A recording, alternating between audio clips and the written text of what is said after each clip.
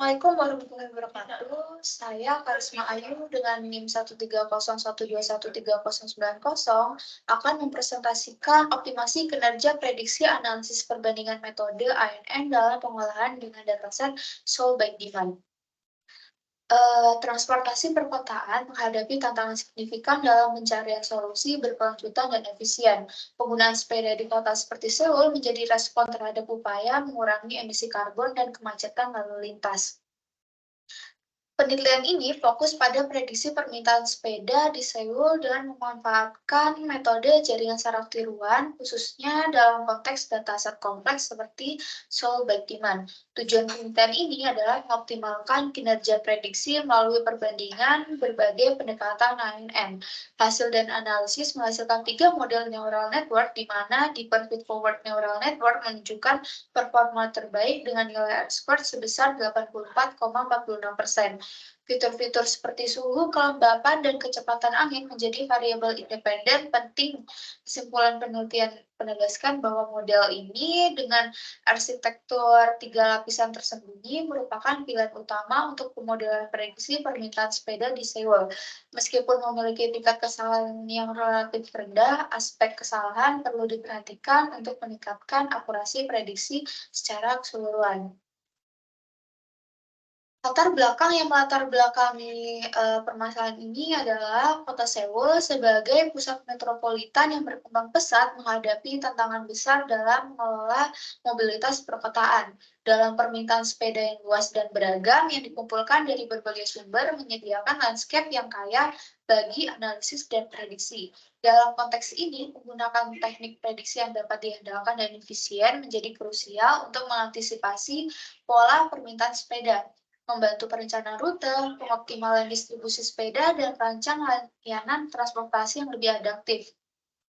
Dalam rangka mengoptimalkan sistem penyewaan sepeda di kota Seoul, kami memanfaatkan dataset Seoulbike sebagai sumber informasi utama. Dataset ini mencakup rentan waktu dari 1 Desember 2017 hingga 20 November 2018.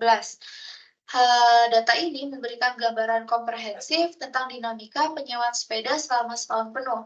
Informasi yang terkandung dalam dataset ini melibatkan aspek-aspek seperti cuaca, jumlah sepeda yang disewa per jam, dan tanggal pengamatan. Variabel yang menjadi fokus kami adalah rented bike count yang menjadi variabel dependen untuk prediksi. Kami akan menerapkan metode machine learning khususnya untuk model ANN untuk mengembangkan model prediksi. Topik dan batasan, yakni kami memilih fitur-fitur lain seperti suhu, udara, kelembapan, kecepatan angin, dan faktor cuaca lainnya yang akan menjadi variabel independen yang berperan dalam perhitungan prediksi jumlah sepeda yang akan disewa.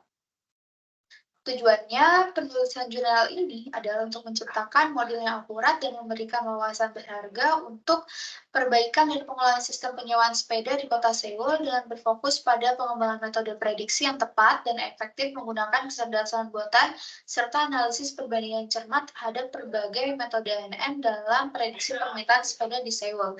Dengan demikian, diharapkan penelitian ini dapat memberikan wawasan yang lebih baik bagi pengambilan keputusan di bidang transportasi perkotaan, serta membantu penyusunan kebijakan yang lebih adaptif dan berkelanjutan untuk mobilitas kota yang efisien. Berikut adalah tampilan dataset yang saya gunakan. Selanjutnya, metode ANN adalah penggunaan metode ANN menjadi pilihan utama karena kemampuannya dalam menangani masalah-masalah kompleks dan tugas-tugas pembelajaran mesin yang sulit. Keunggulan utama dari ANN adalah kemampuan dalam memodelkan dan memproses informasi non-linear, memungkinkan penanganan hubungan yang kompleks dan tidak linear antara input dan output.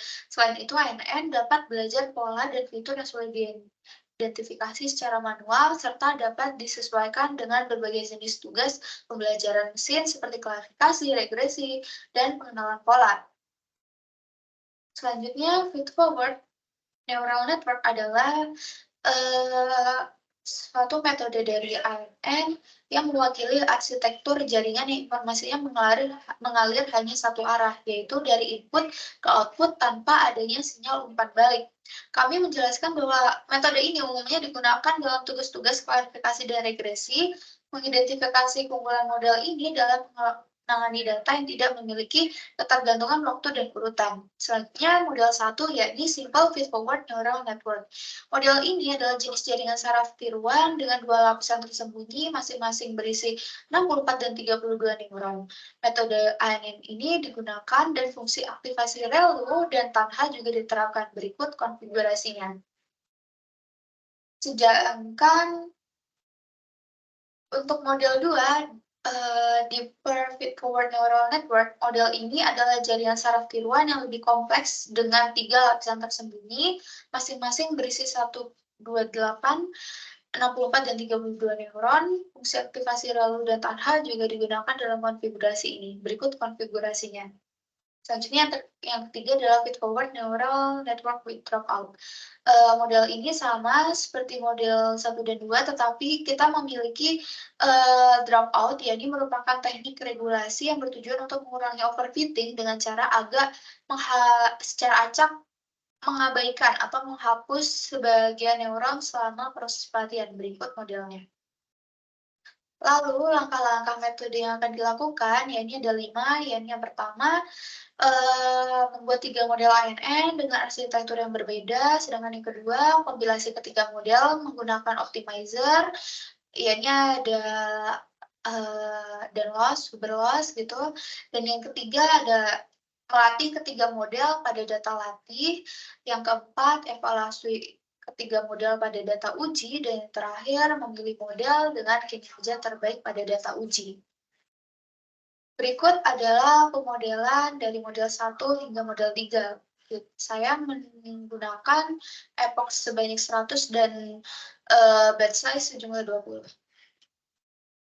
Baik, dari uji coba dari ketiga model tadi, hasil pemodelannya menghasilkan model 1, Huberlos dengan hasil 35,89%, MSE-nya 39,11%, RMSE-nya menghasilkan 62,64%, MAE sebanyak 35,96%, serta R-squared-nya 50,56%.